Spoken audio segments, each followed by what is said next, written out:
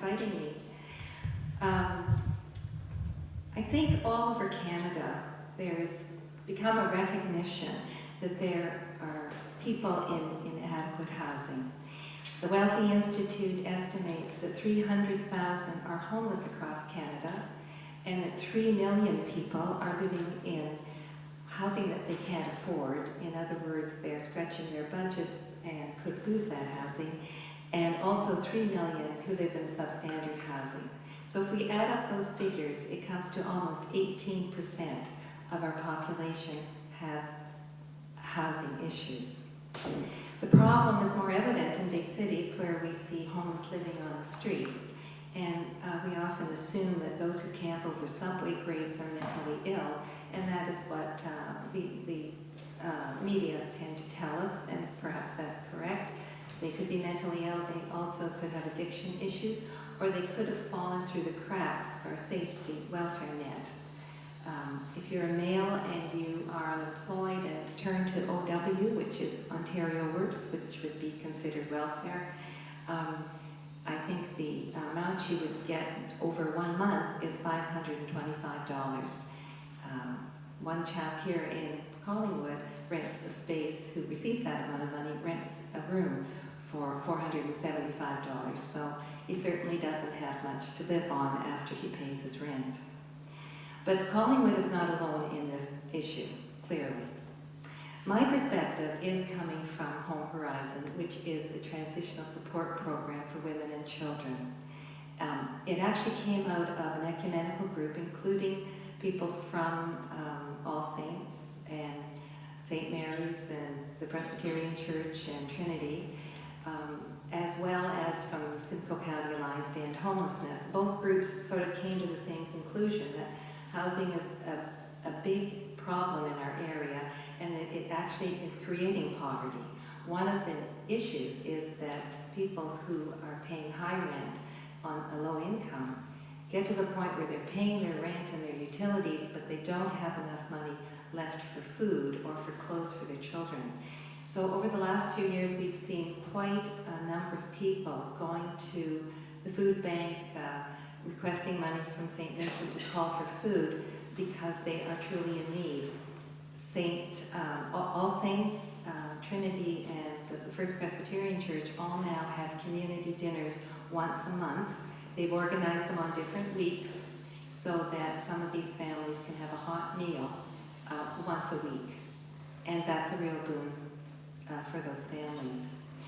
So Home Horizon basically works with mothers and children, and what can happen, they come to us in 3 ways, and it's always, we deem them homeless because they have no fixed address. They could have been working and the job has disappeared, and so they lose their income and then they lose their housing. Or they could become ill, a long-term illness without any backup. Again, they lose income. Sometimes their housing costs more than they can receive on Ontario Works, and so they can't pay their rent. And again, they end up couch surfing or living with relatives. Or, in many cases, there's an abuse issue in the family, and women and children leave their abusive environment, go to the women's shelter, have a stay there, decide they want to be in the community, not go home, and they need a place to live. And a shelter is seen as, it's not a home, it's just a brief stay. So we take those individuals into our program. We have 5 units, and those units are scattered throughout Collingwood.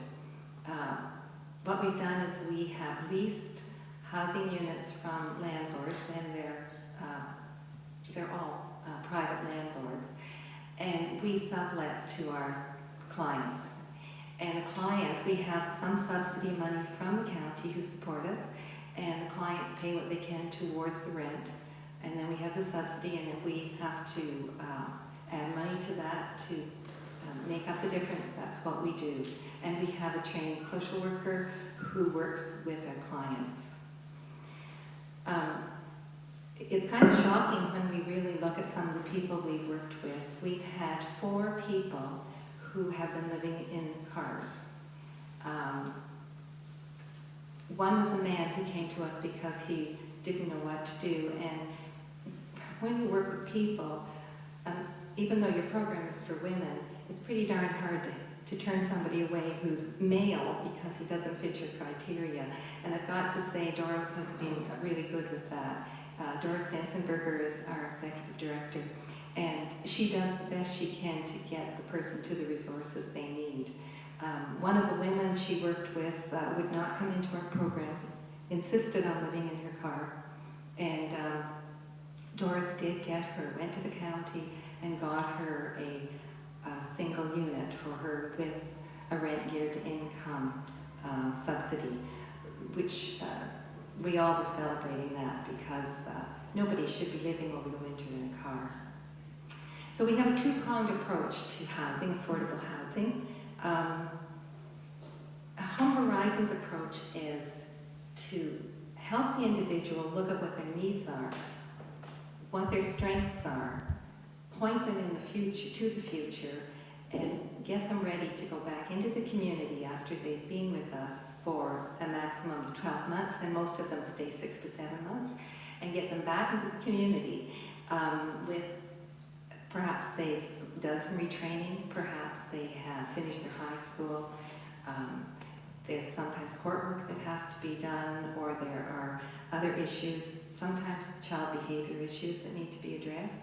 So we use all of the resources in the community that are appropriate for that person, and the individual, the family, and the mother of the family makes the decision what they want to work on. So our goal is to get the individual strengthened, to go back out there and find permanent accommodation and keep it.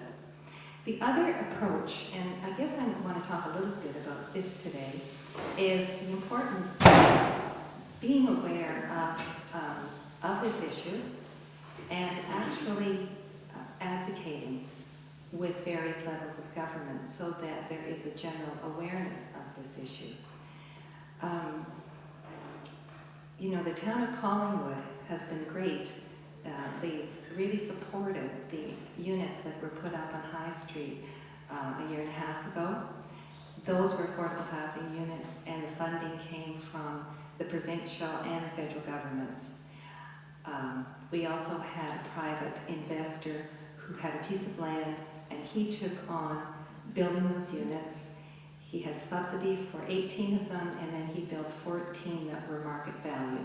The subsidized units are 20%, rented at 20% below market value, so that has to be factored into all of his financial material, and the fact is that rent is really very good for people who are working at some of our service jobs. So that the town of Collingwood supported that application.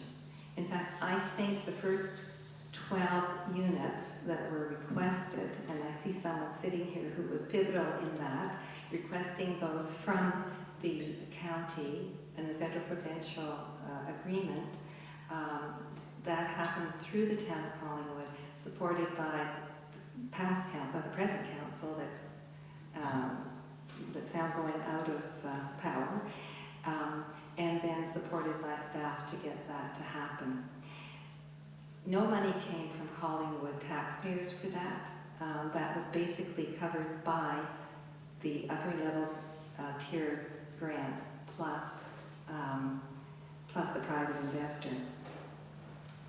So I think the town of Collingwood cannot be putting up $1 million of units, and that's clear. The money needs to come from higher levels, but the town of Collingwood needs to let those upper levels know what we need, and they need to be strong in that kind of advocating for their town. The county needs to be strong in that as well to advocate to those levels of government.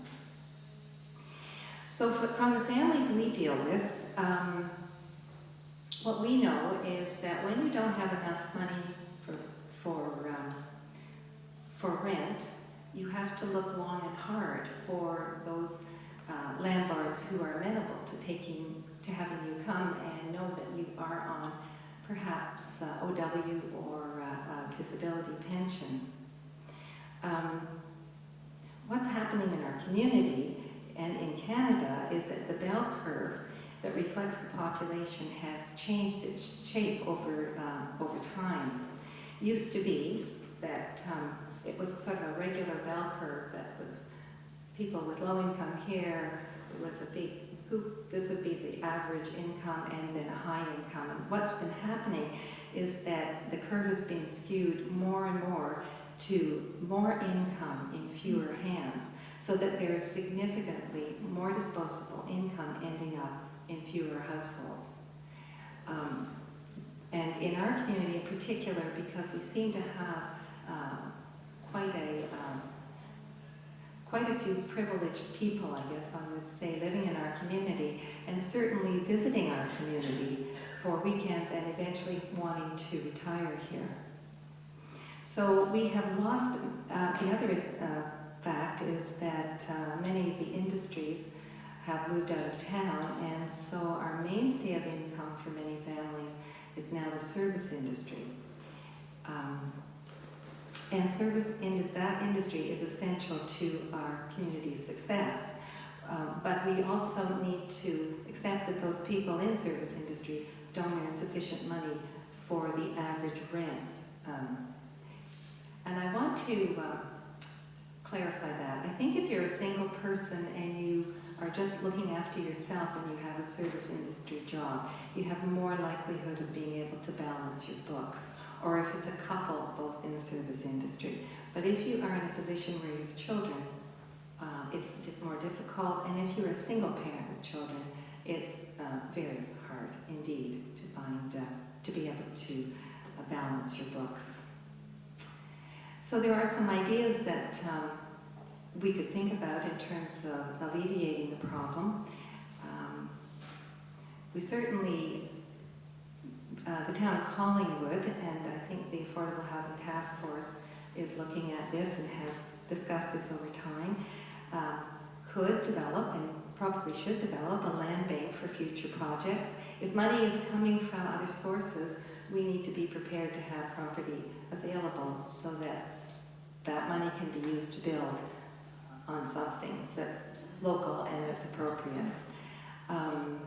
We need to look at ways of intensifying housing in Collingwood, especially I think there's a bylaw now that allows houses to put in an auxiliary unit, and that's a very positive step. I'm not sure how many people know this, but I gather you don't have to change any zoning to have an extra unit in your house. There may be some exceptions in areas, but not too many.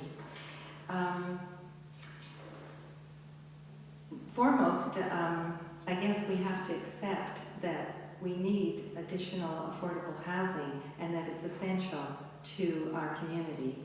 We need to look at a regional approach. Our big employer, one of them, is not even in Simcoe County, it's in Grey County, and it employs many of our people who try to find housing in Collingwood and Wasaga Beach.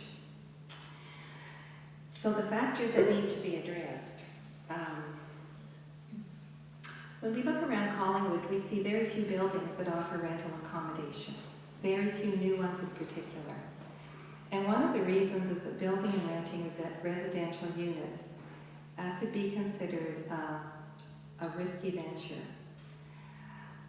Investors, for one thing, if you're building rental units, are not happy with rent controls, which have been in place now for at least 30 years, and also fear the Residential Tenancy Act. They feel that some of these acts can detract from how they can make a return on their money, how smoothly their projects will operate. I know that the Residential Tenancy Act has recently been reviewed. They changed the name from Tenant Protection Act to Residential Tenancy Act. But from what I understand, it hasn't been substantially altered. But if we're really looking at developing provincial legislation or accommodation, we need the legislation to be examined, I think, a little more carefully. And I think they need to do some review and consultation with the landlords, with major landlords who could be investors in this area.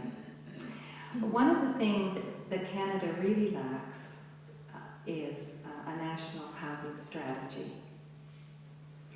Canada is one of the few developed countries that does not have a national housing strategy. And yesterday, October 19th, was a National Day of Action to draw people's attention to the plight of the homeless in Canada and to develop support for a private member's bill, C-304, to develop a national housing strategy.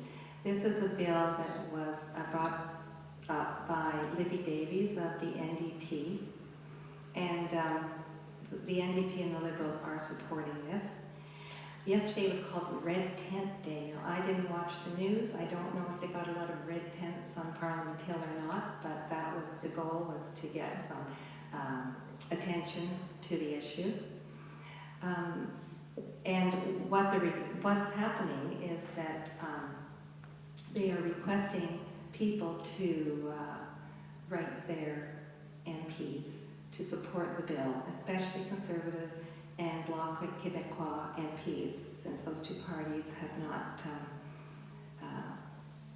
not joined the Liberals and the NDP in this desire to have a national housing strategy. An organized approach to the issue would make really good sense. A strategy would be very useful, and it would include not just the federal government, but the provinces and municipalities. Everybody would have to be involved. What happens right now is the federal government announces grants, but they're few and far between, and one never knows when they're announced, when they're going to happen. There always seems to be great delays. They often involve participation of provinces. So if the federal government gives $5 billion, they want input, and they give a certain amount to every province. They expect the provinces to also contribute the same amount. So they want equal content, so to speak. I think the provinces sharing it makes good sense. I think if we're all together in the issue, all levels of government should put in some money to it. So the fact is that right now we've had about 3 rounds of a federal-provincial agreement, and the project on High Street was one piece of it that Collingwood was able to attain. No one wants to really tackle the issue in a big way. I think everybody acknowledges it's there, but no level of government has taken it on. Our ministries of housing are provincial, basically, and that developed through the original B&A Act, where services like roads and housing and charitable institutions were left with the provinces. But we do know, even though we know nobody wants to take it on, and we do need leadership in the area, and we need to let our politicians, especially federal politicians, know that. With housing, and there have been many studies that have been done, we know also that youth and children benefit from stable housing. The Bill and Melinda Gates Foundation has done studies on transitional housings and the results, and it's amazing how things such as children's performance in school improves if they're in stable housing, health improves, run-ins with law enforcement improve as well.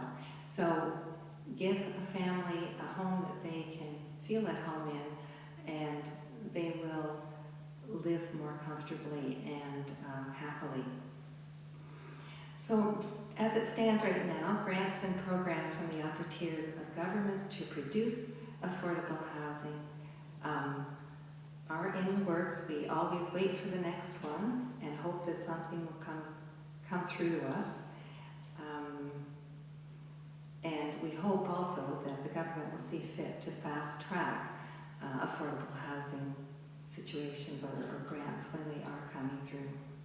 One of the things I would like to say today is that if you are interested in this issue and you are interested in supporting the National Housing Strategy Bill, C-304, you can look at the website www.makepovertyhistory.ca, and you can read about it, and I think you can also send an email saying you support the strategy.